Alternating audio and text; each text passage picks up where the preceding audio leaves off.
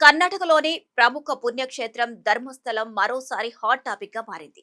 ఆలయం వద్ద పనిచేసిన ఓ పారిశుద్ధ కార్మికుడు తన చేతులతోనే వందల సంఖ్యలో మహిళలు, బాలికల శవాలను పాతిపెట్టారని చెప్పడం దేశ వ్యాప్తంగా ప్రకంపనలు సృష్టించింది. తాజాగా నటుడు ప్రకాష్ రాజ్పై సంచలన ఆరోపణలు చేశారు. దీంతో ఈ వ్యవహారం మరోసారి చర్చనీయాంశంగా మారింది. కర్ణాటకలోని ప్రముఖ పుణ్యక్షేత్రం ధర్మస్థల వివాదం గురించి ప్రజలందరికీ తెలిసిందే. అయితే తాజాగా ఈ వివాదంలో టాలీవుడ్ నటుడు ప్రకాష్ రాజ్ పేరు మారుమోగుతోంది.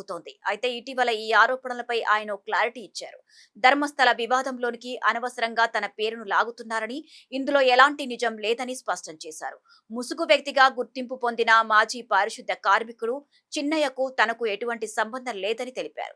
ఈ సందర్భంలోనే ధర్మస్థల ప్రతిష్టను దెబ్బతీయడానికి తనకు కేరళ నుంచి 200 కోట్లు వచ్చాయంటూ చిన్నయ్య చేసిన ఆరోపణలు ప్రకాష్ రాజ్ తీవ్రంగా ఖండించారు. తాను ఒక్కసారి కూడా ధర్మస్థలకు వెళ్లలేదని, ఆలయంతో సంబంధం ఉన్న వ్యక్తులను ఎప్పుడూ కలవలేదని తేల్చి చెప్పారు. అయితే సామాజిక కార్యకర్త గిరీష్ మట్టన్నవర్ ద్వారా ఫోన్లో తనతో చిన్నయ్య మాట్లాడాడని ప్రకాష్ రాజ్ తెలిపారు. కన్నడకు బదులుగా తమిళంలో మాట్లాడిన చిన్నయ్య తనను కలుస్తారని చెబితే అందుకు నిరాకరించినట్లు చెప్పారు.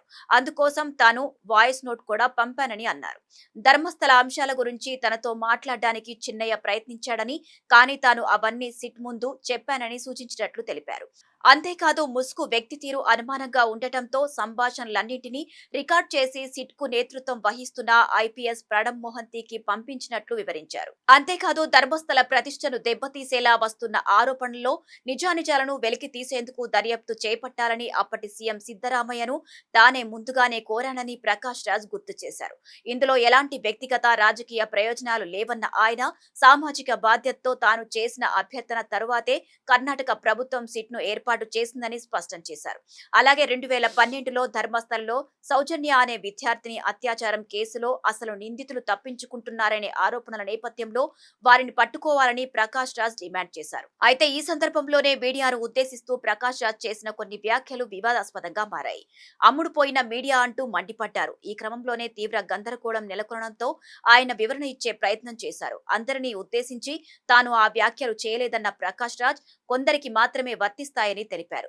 ఘటన జరిగిన వెంటనే కోర్టుల కంటే ముందు తీర్పులు ఇచ్చేయడం వారి స్పెషాలిటీ అంటూ కొన్ని మీడియా సంస్థలపై ఇండైరెక్ట్ గా విరుచుకుపడ్డారు. అంతేకాదు తాను హిందూ వ్యతిరేకినని చిత్రీకరించే ప్రయత్నాలు జరుగుతున్నాయని ప్రకాష్ రాజ్ అన్నారు. తాను గుళ్ళు గోపురాలకు వెళ్లను కానీ తన భార్యకు దేవుడంటే చాలా భక్తి అని చెప్పారు. అదేవిధంగా ప్రభుత్వం తప్పు చేసినట్లు అనిపిస్తే ప్రజల్లో ఒకటిగా ప్రశ్నించే హక్కు తనకు ఉందని తేల్చి చెప్పారు. అయితే చిన్నయ్య మాత్రం 2025లో తాను చేసిన ఆరోపణలన్నీ ఒత్తిడిలో భాగంగా చేసినవేనని చెప్పారు. 200 కోట్ల కుట్రలో భాగంగా తనను ఉపయోగించుకున్నారని పేర్కొన్నారు. అంతేకాదు ఆ ఆరోపణలు చేయాలని ప్రకాష్ రాజ్ తనను ప్రోత్సహించారని ఆరోపించడమే ఈ వివాదానికి కారణమైంది. అయితే గత ఏడాది ధర్మస్థల వ్యవహారం దేశ వ్యాప్తంగా చర్చనీయాంశంగా మారిన సంగతి తెలిసిందే. 1995, 2014 మధ్య కాలంలో పలువురు మహిళలపై అత్యాచారాలు, హత్యలు జరిగాయని, ఆ మృతదేహాలను తానే ఖననం చేశానంటూ మాజీ పారిశుద్ధ కార్మికుడు చిన్నయ్య సంచలన ఆరోపణలు చేశారు. ఆలయంలోని కొంతమంది వ్యక్తులే ఈ దారుణాలకు పాల్పడ్డారని, దీన్ని బయటపడితే తనను, తన కుటుంబాన్ని చంపేస్తానని బెదిరించారని చెప్పాడు. ఈ క్రమంలోనే వేరువేరు ప్రాంతాల్లో తలదాచుకుంటున్నప్పటికీ తప్పు చేసిన భావన పెరిగిపోవడంతో ఈ వ్యవహారాన్ని బయట పెట్టినట్లు చెప్పారు. అంతేకాదు తన స్టేట్మెంట్ పోలీసులు పట్టించుకోవడం లేదని కూడా ఆరోపించారు. ఈ వ్యవహారం చర్చనీయాంశంగా మారగా ఈ ఆరోపణలపై స్పందించిన కర్ణాటక ప్రభుత్వం ప్రత్యేక దర్యాప్తు బృందాన్ని ఏర్పాటు చేసింది.